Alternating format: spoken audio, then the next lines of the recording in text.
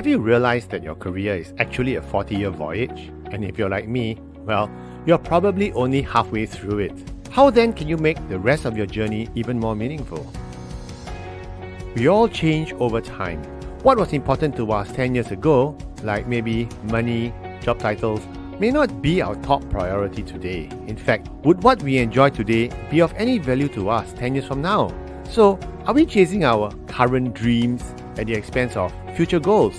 We need to review our past, reflect upon our present, and then create the future we want. We need to examine how things like financial security, career satisfaction, personal relationships factor into our life and how it should drive our career strategy. So, instead of blindly putting in the hours of hard work every day, come, find out how you can achieve lasting career success and learn how to live a meaningful life through your career. Click the link to find out now.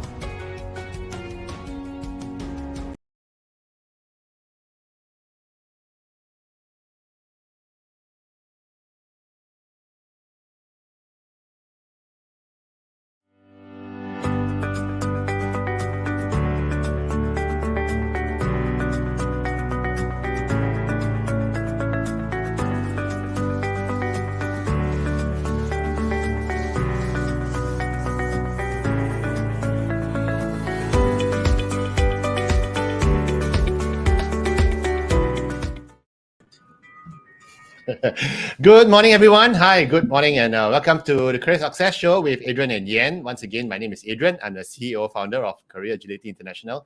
And by my side today, with this beautiful backdrop, is Yen. Yen. This is a beautiful backdrop. The weather is very overcast today, and so we're happy to lift up the blinds. Yeah, and this is the view from our office. So, well, I am hoping today, we can talk about pretty much a couple of interesting stuff. And I'm hoping you're coming across clearly to you because the weather, the view here in our backdrop is really, really beautiful. It's Now, nice and cool this morning It's compared nice. to most hot days. So I'm hoping the weather keeps up. yeah, exactly. It's basically TGIF, everybody. GIF. Have your coffee. Yeah, and today is a quite interesting day because we're going to talk about when to quit a job. Lots of people quitting. Lots of people asking. They want to change jobs. Quite a few are going like, oh no, I can't take this anymore. I want to move on. I don't want this job anymore. It's like, So and the options are there now because the market is picking up quite aggressively, I must say. And sometimes you might be spot for choice. And that's why we wanted to make sure that you get a full set of information before you make that move, because it could be a risky move. And so we are going to talk about 5 things that you can think about, okay, that you need to think about before you go into your boss's room and I quit, okay? Nobody does that. I mean, I did. No, So don't throw your letter. Yeah, that's right. I mean, we always figuratively say, I'm going to throw my letter in, but no, we don't, right? We don't. So anyway, once again, if you just join us, welcome to the Career Success Show. My name is Adrian, and Yen is with me today. Yen's our co-founder and executive director, and she's titled as a super coach. He's stuttering Yeah. because I'm not. So, okay. It's Friday. Have you had your coffee? No, I haven't my coffee yet, so that's why I'm going to get my coffee now. But Let's talk about the headlines. yeah. So what we do basically is at Career Agility, we do help people with their careers. And if you find that you're stuck in your career, or if you find that you are at a crossroad, or maybe you want to quit but don't really know whether the next job's for you, tune in and listen. And if you have further questions, please feel free to Pop it into the box. We will try and answer as many questions during this live segment. Yes, correct. So, as with our every episode, we're going to talk about the weekly news.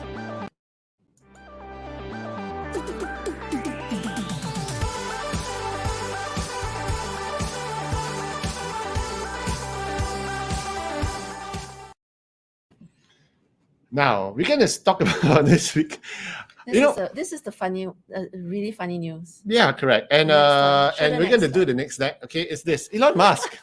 I saw this yesterday. It was so funny. I saw this and my jaw dropped, my eyes open. I'm going like, really? Yeah. So But Elon Musk, maybe he doesn't care. my favorite billionaire. Okay, he is basically saying that, hey, you have to come back to the office, which is so funny because it's like, hey, and what he even said is this, no, if you're not coming back, okay, I'll take it you resigned. So can you imagine? It's like, It's very funny. It's so funny. But you really expect it from someone like him. yeah. I mean, sometimes the things he does, you go, yeah, it's. You don't know whether it's to take him seriously or whether it's just a publicity stunt, right? I'm quite concerned because this is from the Straits Times. Yeah. And they must have validated their news. I hope. I am curious as to their sources. No, it's probably it's something very Elon Musky. So to say, so it's very musky to do that. So what Okay. So what the question is, what will you do if your boss tells you you have to return to the office? I don't care. It depends on who loves who more. Who do you think needs the other person more? Yeah, that's true. Right. So if you need the job more, then okay, well, That's true. I'm forced to return to the office. However, if your job requires you to be there, okay, then maybe they've got a point. But it's interesting because some other companies we heard recently have instituted a total absolute work from home policy, hybrid. Not even hybrid, beyond hybrid, which comes to our next story we want to share with you because in another Straits Times article, we saw this thing about staff wanting to have more free say in what they do, not just in terms of work hours, in terms of salaries, benefits, and autonomy. Yeah.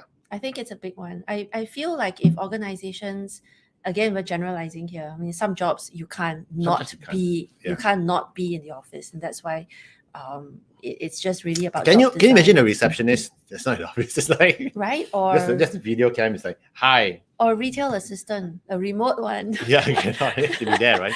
So or proctologist. yeah. No, anyway, but it's okay. Anyway, so they have to be there.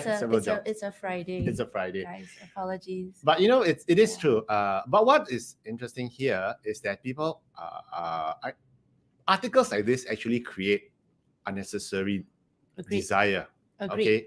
For in the workforce, and to the point where are we going to get unreasonable about it? Yeah. It's like I want more flexibility, I want more training, and I want everything, and I want to bring my cat to work, things like this. It's almost like being entitled versus having the ability to see what the job needs or what the organization needs. Now, if you're an employee that can articulate your value and can see how you can add value and can have an adult conversation with your leaders on how you can potentially navigate your job scope, we don't need articles like this. This sort of inflammatory, isn't it? It is. It stokes. It's unnecessary. But on the flip side, maybe they want to educate the employers to be more flexible. And I think that works as well. So either way, if you are in a situation where you're thinking, maybe my bosses should be more flexible. Maybe, then go up and have like what Yen says, have an adult conversation with them. Otherwise, then the big question is, can we move on to the next role, you see? And that's where we're going to talk about today. We're going to spend some time talking about switching jobs, quitting your job, especially and resigning. Yeah. What are the reasons for leaving? Are they valid? So it's like, this is a very interesting old meme. I've always wanted to use this meme. Okay. Yes. It's because the girls are pretty. Yeah, but I like the guy. I like the girl on his girlfriend's face. It's like, what? Why are you checking out her bum? It's like, so it's So that's what happens a lot of times. I think recently I was just speaking to one of our clients who was moaning about her team having a significant turnover. Oh. Because external forces are paying so much more. Yeah. So I think that's going to happen. And I feel like if there's going to be a movement in the market, at some point it will stabilize. I am optimistic. It always does, right? It always does. Right? So that's why we wanted to share with you, today. If you look at when to quit, so there are reasons for quitting. We wanted to just highlight to you, there's a push and there are pull factors. And there's the two categories. The push factors are typically conditions which are at your office right now, and you may not like it or you may not be getting more of. Yeah. Example? And so again, it could be because the people are toxic. It's a push factor. I hate my boss. Or I'm underutilized. Yeah. That's a push factor. Yeah. I'm bored. That's a push factor. The chair's not comfortable enough. The pantry's not great. They don't have my favorite snack, and the coffee's not great. No Hello Panda snacks in the cafeteria, in the pantry. I quit. But but there are certain push factors, like what Yen said, toxic environment. So these are push factors. Then there are the pull factors. The pull factors is You go over to the new company, you say, wow, the boss is so nice. Wow, the people there are so great. Pull factors are factors that attract you to the role. Push factors are factors that push you out. Yeah. Make you want to exit. Self-explanatory. So what is attractive to you in the future opportunity? Yeah. For example, a larger title, bigger scope, larger team, bigger quota, bigger sales quota, bigger KPIs, but also more visibility. Yeah. Again, So there are many other, there are multiple reasons. Yeah. For pulls. It's a mixed bag. So one of the things we always tell our clients, they come to us confused or worried. There are different strategies for different scenarios, and the scenarios are infinite, right? Basically, if you have very strong push factors, then you have to be mindful and very careful with the job that you jump into, because then you are clouded. Yeah, it's an emotional decision. Yeah. Rather than a rational one. And it's like, I'm so angry and I'm so pissed off, or whatever comes along, I'll just go and take it. It's like if you are not happy in your current role, everything else will look better. And then when you jump from the frying pan and you land in the fire and you realize, wow, it looked good from outside, but I didn't sign up for it. And so that's dangerous as well. So for my money, try not to make an emotional decision when it comes to your career. It's difficult. That's why you want to come talk to us to get the emotions out of the way, and then realize that, no, actually, moving may not be the solution after all. How do I improve? Yeah. And then there are the pull factors. If you only have pull factors, I got no push factors, no, pull factors are there and everything, then there are also another set of problems that you might encounter. It's which we will dive into it in a short while. We got a terrible term for it, but it's all about, if there's so much pull and no push, okay, you might end up being infatuated. So that's the thing that we want to talk about today. I don't think that's necessarily a bad thing. It could be if you reach a plateau in your growth and you're thinking, oh hey, well, that's but then that would be a kind of a push out. You see, but if you've got no push factors, everything is going well, but people leave at the pinnacle of their careers as well, which is a good time. They do. You leave on a high. Yeah. And then I guess what Adrian probably trying to say is when there's a pull factor, you need to make sure that you look out for potential risks and fallout. Yeah. So that you and definitely it's great if you got no push factor, means you're enjoying your job. But if there are a lot of pull factors, then we want to walk through that scenario with you as well. Okay. So the first thing we want to talk to you about is, the big question is, when do we quit the job? Or do I even leave the job? And the answer is clearly yes, quit the job under 3 very, very clear situations. Okay. Do I leave or should I stay? But you should quit if you're in physical danger. Yes. If you're working at a zoo and your boss insists that you got to hand feed the lions. Or you're working at a chemical plant and you're inhaling toxic fumes. Yeah, correct. And they don't have enough safety equipment, right?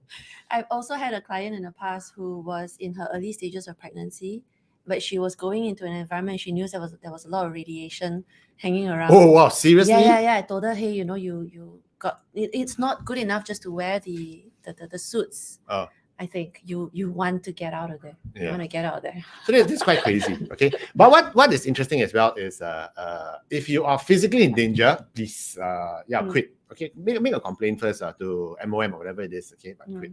The other thing where you really should quit is when you're emotionally or psychologically impacted. If your boss is really pressing on you and yelling at you and you can't sleep at night, okay, then you should quit. It may not necessarily be external factors that's causing your psychological or mental distress. It could be a host of other things. But like Adrian says, always pointed out, your career is not as important as your health. Like seriously, no health, no job. So no health, no you. Look after yourself and then go back to work. The work will wait for you, Yeah. So we had a client who was in an investigative role in insurance, okay, and typically he does all the usual fraud type of things, and he was suddenly given a portfolio for claims for workmen's compensation, okay, and he suddenly was asked to go and visit work sites where the accidents happen, fresh accident happen, and look at photographs of the crushed bodies. And to make sure what the claim is there. And after 3 months, he couldn't sleep at night because he was having PTSD. Because you're watching the crushed hand. They didn't give him any therapy. They just said, go and work on these claims. And he was seeing things like this. Okay. It was. He asked, should I quit? I said, I think you should. You should try and quit that department. Or you can ask for a stay of execution, so to speak. Like, Yeah, let's just say correct. break You should from quit that role. portfolio, that role, Yeah. okay? Or But you have a should stop it. discussion to reduce. Yeah, because it's find ways to affecting you. mitigate. It's terrible. And some things like this are very terrible. There was this. On a side note, there was this. In Korea at Jeju, I think there was a ferry that was going over and it capsized. The ferry full of kids. Yes. And they got divers to go in to extricate the bodies after that. That's right. The chief diver, a very good guy. Okay, he actually couldn't take the PTSD. He committed suicide down the road because I can imagine it's not something I would want to do either. Okay, Yeah. so if your job is causing you emotional or psychological harm, then please take care of yourself. Okay? And of course, the third thing is that if your professional reputation is at stake. Yeah. If you're being asked to do something that is questionable, please, that's not worth your career. Yeah. Just do not because it's a long game we're playing. Yeah. So if you do it today, it's a short-term thing, your bosses are happy, but then now people know there's this little black mark or there's this little cloud. Yeah. It's a questionable integrity thing. Yeah. Yeah. So it's like, if your boss asks you to sign off this report when you know that it's fake, the data inside is wrong, and say you got to sign it off, I don't care, then it's like, no, I don't want to do it. And that's where you draw the line. Yeah. I had a client once, lady, and she was asked to entertain customers that were quite sleazy at night. Okay, and she said, no, I don't want to. And the boss said, no, you have to. You want to get this account, you have to entertain this group. They were in the shipping, channeling, those type of lines. And she said, no, I'm not going to do that, okay, because I know what those guys have on their minds. Okay, so, and the boss also knew what the customers had on their minds, and he was basically sending a lamb to the wolves. I'm really hoping that this is a story of a different time and that we know better today. It was a long time ago, right? Back in the 90s, when I was so when you were young. When I was young. So we have a lot of comments on when it's a clear yes. Okay. William says when there's a better offer and your leadership is toxic. Yes. Sharon says when you're overutilized, because most people don't quit when they're underutilized. I like the word. Quit when they're overutilized. I like the word overutilized. And Ronald says when you've had enough.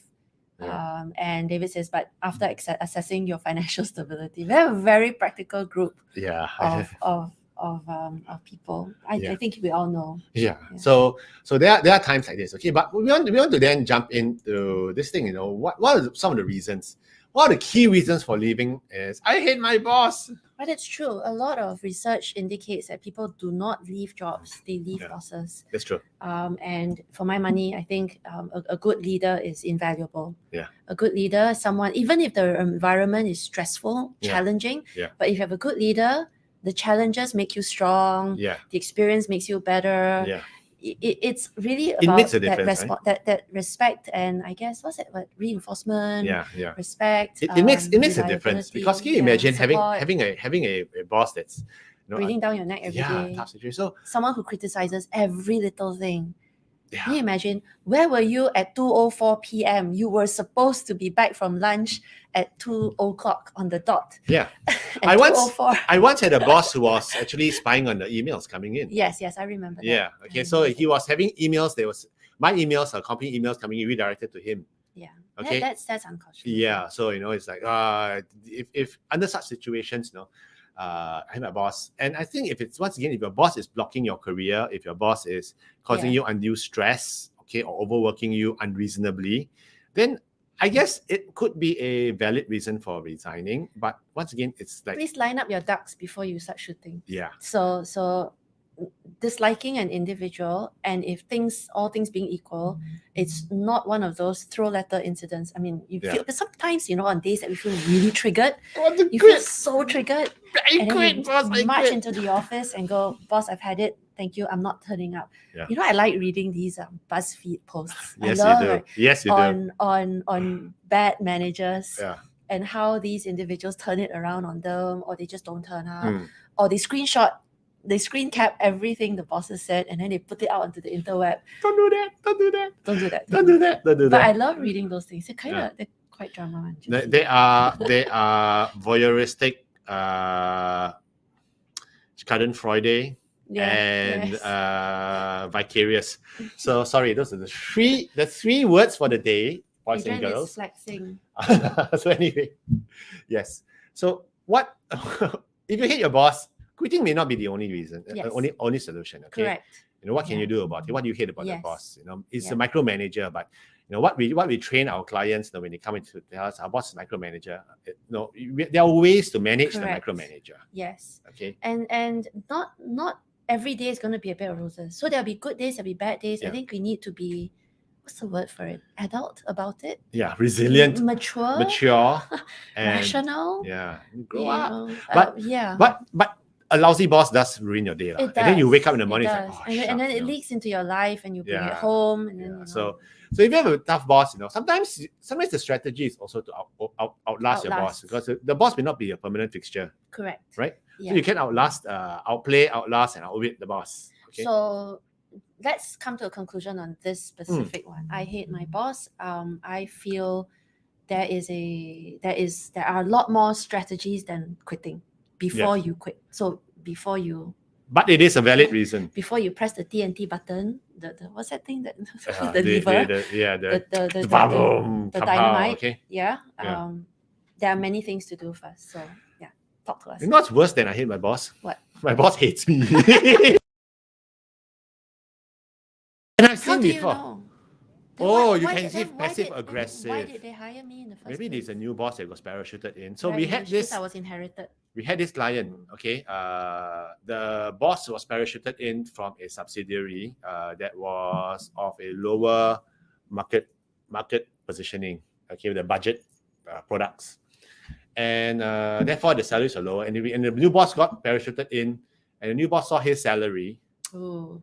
And it's going like, why is this guy So paying this as guy much has as me, He's got a target on his back. Yeah, then the boss started to hate on him. The boss started to cold shoulder, leave him out of meetings and everything.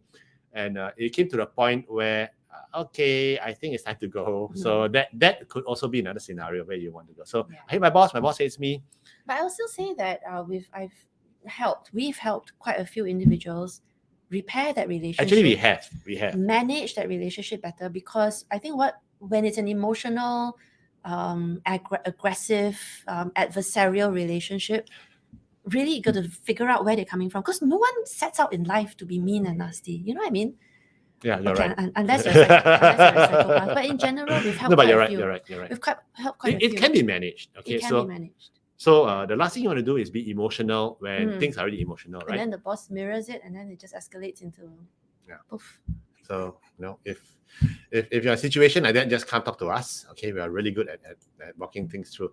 Now, this other one is really interesting. Really good is a better company is pursuing me. Oh my, if you've been approached by headhunters before, okay, and this is what we're talking about when you don't have very strong push factors, but suddenly there's an organization that's knocking on your door and going like, oh, we like your profile. Yeah. This is the role. It's going to be exciting. And they start waxing lyrical about all the wonderful things, the vision. We're going to grow here. We're going to grow there. And I'm like, what's the catch? Yeah, what's the catch, right?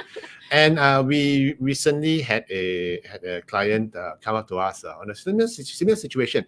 He's been in a role for close to 23 years. Okay, very stable, very comfortable there. He's doing what he loves doing. But then a new company calls him up and says, hey, actually, we want you to come on board. Okay, a nice fancy title, more money, regional travel, really, really sexy job. And he says, but I got no push factor at all. Should I take it on? It looks like a job that's really big, but I don't know whether I should do it or not. And when we sat down, I told him this is what we call the new girlfriend syndrome, which is a nicer way of saying don't leave your dumpy wife for a new girlfriend that comes along. No, hang on. These days, wives are not dumpy. Okay, I'm just kidding. I'm so terrible. My wife's gonna say, you sexist. I'll have a chat with her. Yeah, but sometimes if you've been married for a long time, things are getting boring and usual. And then this young, pretty, interesting girl comes along, interested in you, and then you just lose all rationality. Okay, that's an analogy. The next two bullets. That's an analogy for That's an analogy for the situation. Then ask yourself, why am I going to risk a stable job for something that sounds interesting? Oh wow, this is a startup. And then you go, wow, I always wanted to join a startup. And in the startup, you will maybe, now call. Maybe it's another Facebook. Or Yeah, it's another unicorn. Yeah, and then they're gonna get a nice title. Now you're the CTO. Previously you were the IT director. Now you're the CTO. It's like wow, of a 3-man team, of a 3-man company, right? So, and then you end up being infatuated, and you think, oh, this new girlfriend syndrome. It's an emotional reaction. You see, and then you get infatuated by the idea that you'll be so much more exciting than where you are right now. And sometimes, the headhunters can be very charming. Yes. Oh wow, the client met you, the client loves you. You're such a great one. They think you're perfect for the job. Hang in there, okay? And then they go to the next candidate. The client loves you, hang in there. Because headhunters do that. They keep their good candidates warm. Okay. And then you're taking it, wow, I'm the only one. So you have to bear that in mind. That you don't want to be infatuated at the moment. You want to do your homework properly. And sometimes, Yen's favorite line is, the grass on the other side looks greener because there's a layer of fertilizer 6 feet deep. Yeah. And fertilizer is made of... Yes, cow dung. Okay, yeah, so that's why sometimes the grass is greener on the other side. And when you go on the other side, you go, oh, shucks, that's why they're paying me so much more. That's why they're giving me all these fancy titles. Yeah, and then once you join, all bets are off. Now, I think our listeners can relate.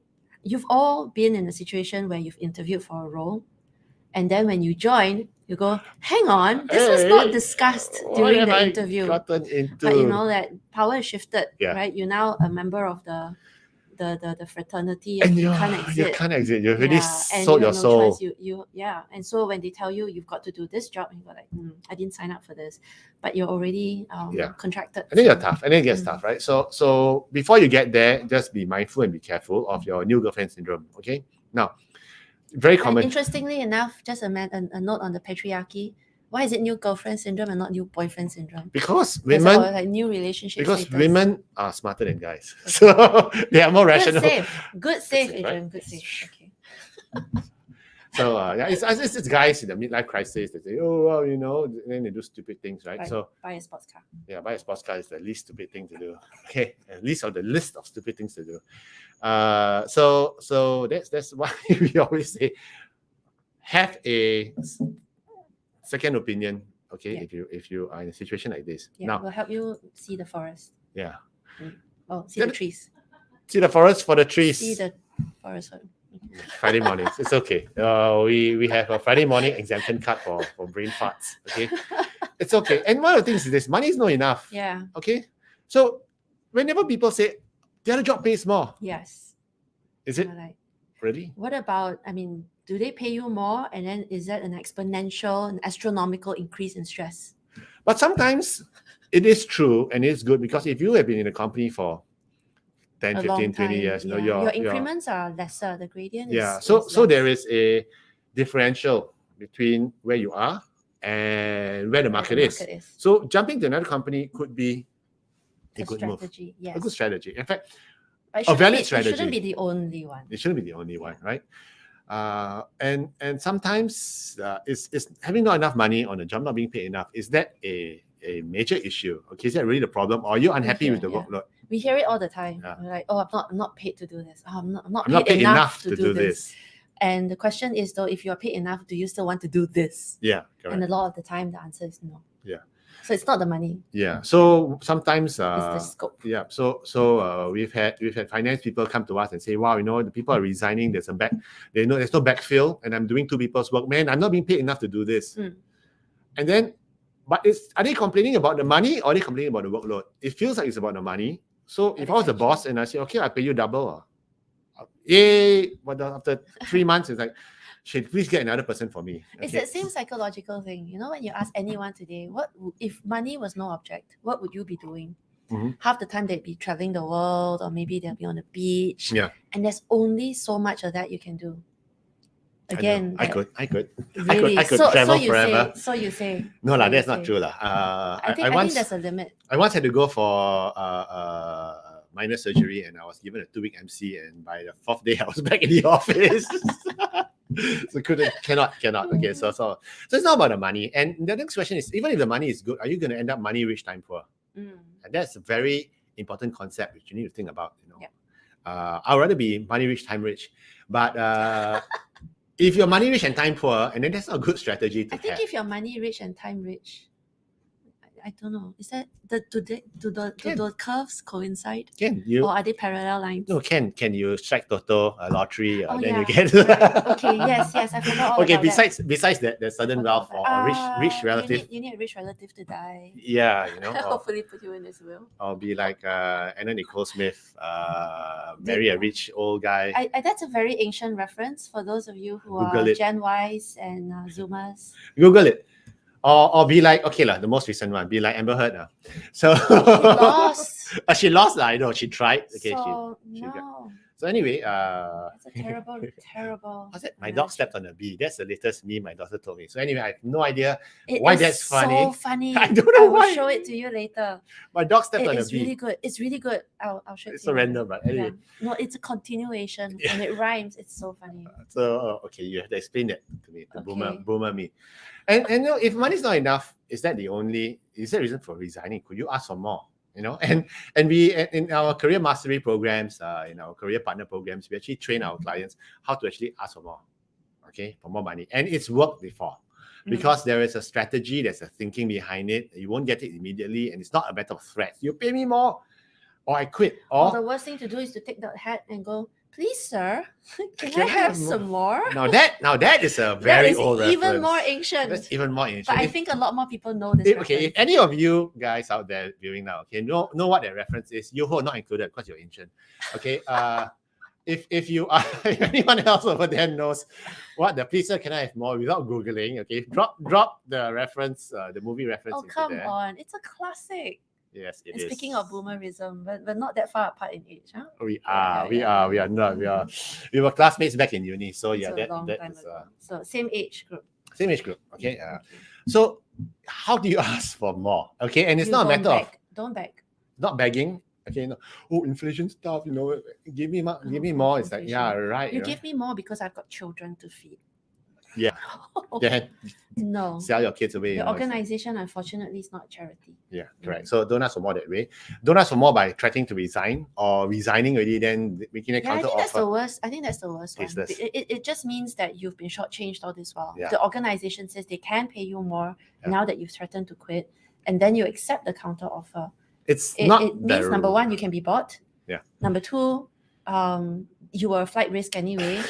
And number three, the organization doesn't trust you to stay. Yeah, and for so many reasons. So don't ever do that No, strategy, no, okay? no, And don't. even if you are successful once, how many times can you pull it off, right? So if you're living for the money, that is a valid reason. But is it the only valid reason? It shouldn't be. Okay, come talk to us. Yeah. And this is a dead-end job. Yeah, not all dead-end jobs are bad though. There's nothing wrong with a dead-end job. Yeah. As long as it's a dead end that is so far away If that it's- I quit first or I Yeah. retire before it If it's part of really hits the if it's brick part of wall. your career strategy to hold in place for a while we while call you it do hovering. when you hover and when you do your studies or you strategize or whatever it is, Yeah. okay, you reskill yourself, then that's okay. But if your job really is a dead-end job where there's no future demand for it, Deborah said Oliver Twist. She got it. Deborah got Oliver Twist. Deborah, welcome to our age group. So Deborah got it. Okay, that's Deborah. Yes. So but the point is, it is a valid reason. Yes. If Why? you're 'Cause there's no and growth. there's no If growth. there's no growth, that means the market's going to overtake you. Everyone's going to move on ahead of you. You might be left behind. Sorry, Deborah just says yes. Oliver Twist, good. Yeah. Okay, thanks, Deborah. So yeah, sorry, I was saying at the short attention span. So yeah, it's Yes. and if the market overtakes you, If the market overtakes you and then you're thinking, oh, I need that next step, Yeah. but you're not ready for it. Yeah. Because you or haven't had if you're in enough a experience. or if you're in a skill that is very obsolete, Mm. going to be obsolete soon. Like, hey, I can type 45 words per minute. No. Sorry, another old reference. Okay. My first I think I ever can- resume, I did have 41 typing words per speed. minute. Typing speed. I don't remember the speed. but Okay. I can It was I a- can hear. Do you hear that? Do you hear that? I hear the sound of Zoomers and millennials logging off already. So, so it's just Robo, okay. So if you're in a dead end job and you're losing your sharpness, your edge, okay, losing your skills. Yeah. I mean, if you're not doing anything else besides the job, that means you're not growing. But if you have a role that is not going anywhere, but it gives you time to pursue a side in hustle, an interest, a hobby, self-actualization, time with family. There's so many reasons to want a dead end job. Nothing wrong with a dead end job. Yeah, what you're saying is this: if it's your career strategy to be in a dead end job or a job which goes nowhere, just because you have time to do the other stuff that you want, then fine. If it's your strategy to do whatever you want, if it's your strategy to be in a company where the bosses are toxic and everything, then that's fine. Maybe you thrive on the drama. You thrive on, I don't know. See, but the thing is it part of your strategy? Yes. Like there's this Taika Waititi TV series, What We Do in the Shadows, about vampires. It's a mockumentary, and one of the vampires is an energy vampire. Okay, this guy, so he goes around, he thrives on negative energy, going around. He doesn't drink blood, but he just goes around. It's really funny show. You should catch that series. It's really good. Okay, but it's if you are in a dead end job, that is a very, very valid reason. Because you're looking for growth. Yeah. If you're not, that's fine. Yeah. But again, it's not an immediate trigger type situation where you go, okay, I'm quitting because my job's not going anywhere. Like today, if you've got nothing else lined up, that's dangerous. Yeah, that's true. Okay. And I need a change. She looks like I feel. On a Friday morning. So it's I need a change. And this is something we want to address as well. Okay. A lot of times people are dissatisfied with their own careers, their own jobs. If only I could be an influencer. Yes. It'd be so cool. It's so glamorous to do. Wow, the influencer got $8 million. And I love her nails and her hair. Yeah, wow, that just this 8-year-old kid unboxes videos.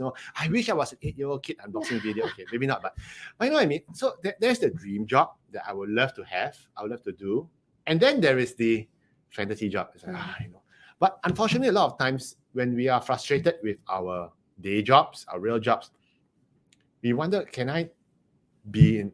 I wish I had that fantasy job, and you don't realize it's a fantasy job. I wish I could set up a bakery.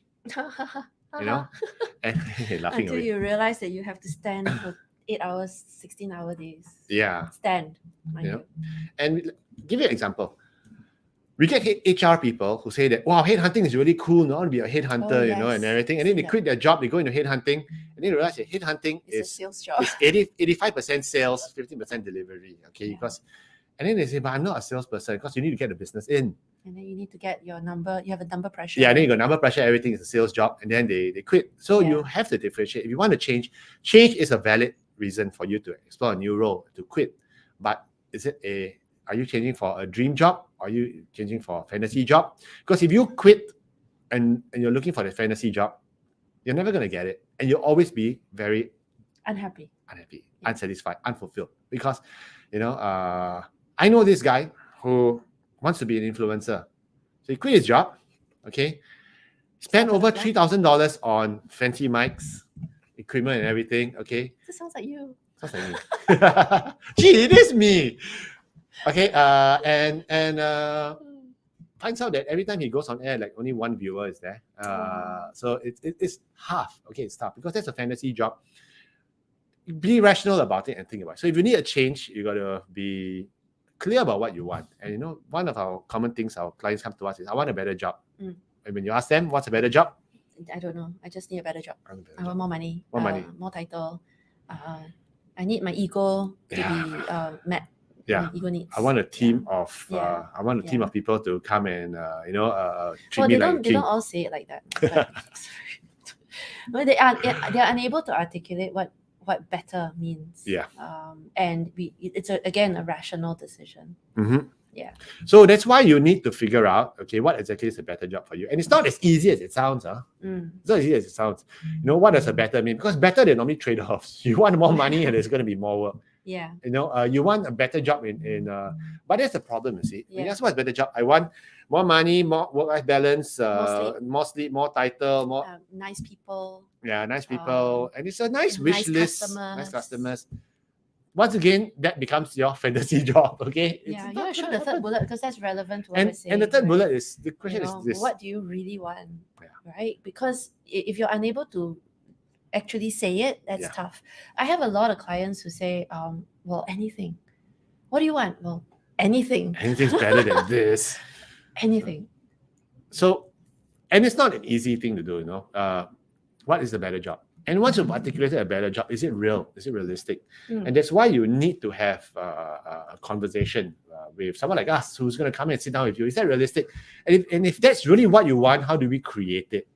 You know, it's all got to do with career strategy and being career agile enough to create that opportunity and land in that role. We all know that certain individual who changes jobs fairly frequently, but always seems to land in a plump, juicy role.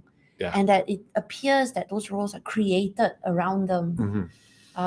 That's ideal. And we've seen it happen. We've helped individuals make it happen.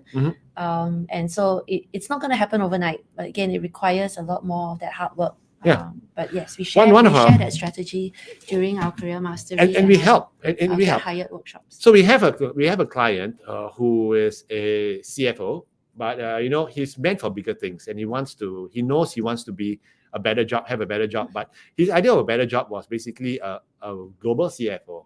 But after having rounds with us, he realized that actually what he wanted to do is to be a CEO, to head up a company. And to be the CEO, you know, you cannot just be a CFO. So ultimately we managed to design a job.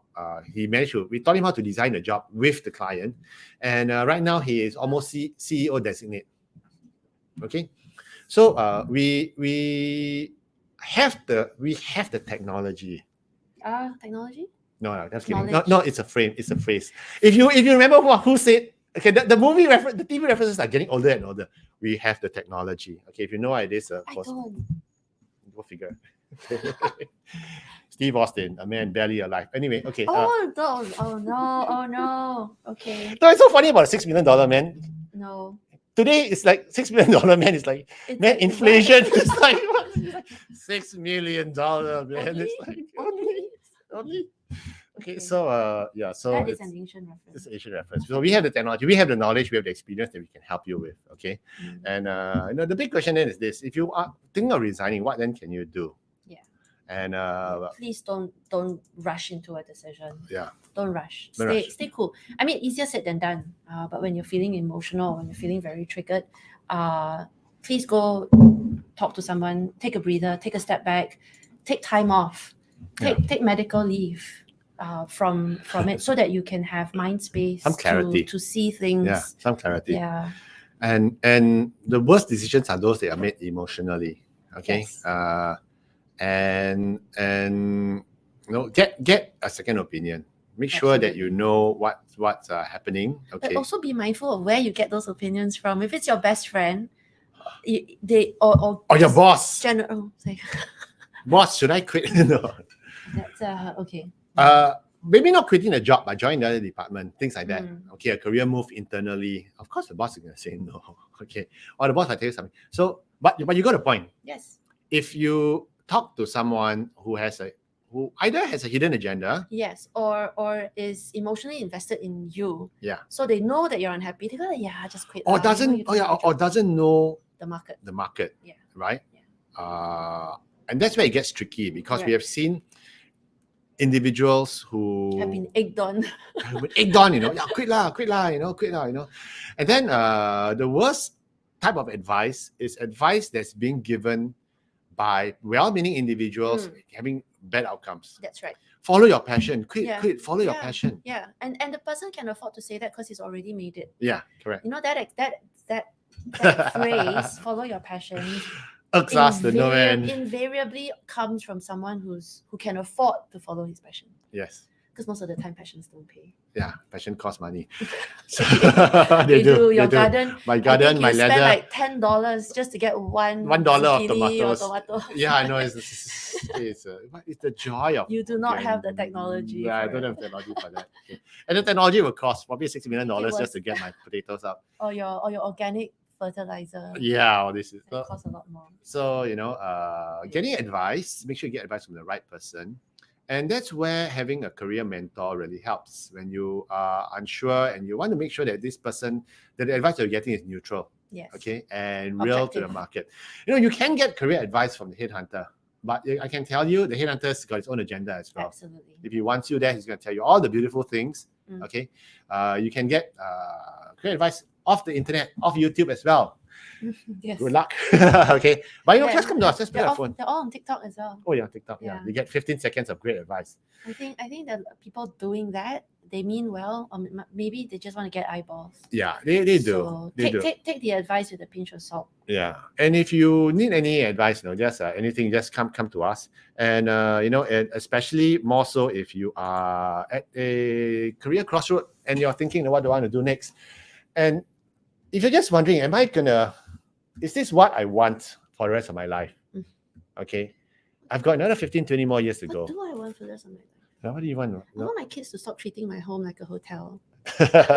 Very soon they will when they move up, and then you're gonna miss having your kids Right. treat your home like a hotel. Okay, empty nest. When We are- are we you are both- coming back? We're both empty nesting very soon, so Yeah. almost there already. So, but it's important for you to understand what to have a career strategy, okay, so that you can achieve lasting career success. Do a quick scan on this. We have a special promo going on, and this is more about us wanting you to get to know us a little bit better. Yes. Okay, so it's a series of videos. The ebooks are there, and you can always come talk to us, and I think that's really important. So if you're at a career crossroad, or if you're looking for a job and you really haven't been in the job hunting market for a long time, what's your strategy? What's your positioning? What is your methodology? Are you just applying for jobs, click and apply?